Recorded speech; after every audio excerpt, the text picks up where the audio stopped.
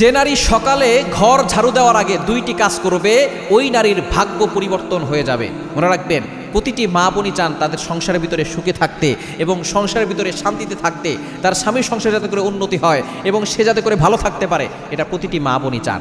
এই জন্য তারা দেখা যাচ্ছে সকালবেলা উঠেই তারা ঘর ঝাড়ু দেয়, কিন্তু তারা সকালবেলা ঘর ঝাড়ু দেওয়ার আগে যদি দুইটি কাজ করে তাহলে দেখবেন ওই সংসারের ভিতরে সুখ আসবে, শান্তি আসবে, অভাব দূর হবে, বিপদ দূর হবে, কষ্ট দূর হবে, বালা মুসিবত দূর হবে। নাম্বার ওয়ান, এক নাম্বার হচ্ছে ফজরের নামাজ।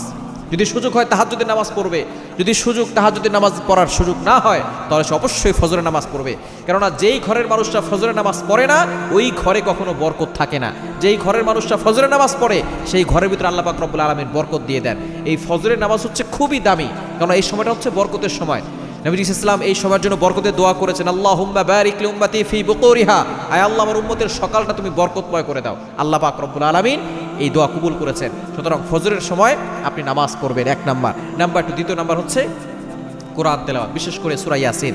নবীজি সাল্লাল্লাহু আলাইহি সাল্লাম জানিয়ে দিয়েছেন, যে ব্যক্তি ফজরের নামাজের পরে সূরা ইয়াসিন তেলাওয়াত করে আল্লাহ পাক রব্বুল আলামিন তার সকল অভাব দূর করে দেন, তার সকল অশান্তি দূর করে দেন, তার বিপদ দূর করে দেন, তার টেনশন দুশ্চিন্তা আল্লাহ পাক রব্বুল আলামিন দূর করে দেন। শুধু তাই নয়, আল্লাহ পাক রব্বুল আলামিন তার জিম্মাদার হয়ে যান, দুনিয়ার কোনো শক্তি তাকে ক্ষতি করতে পারে না।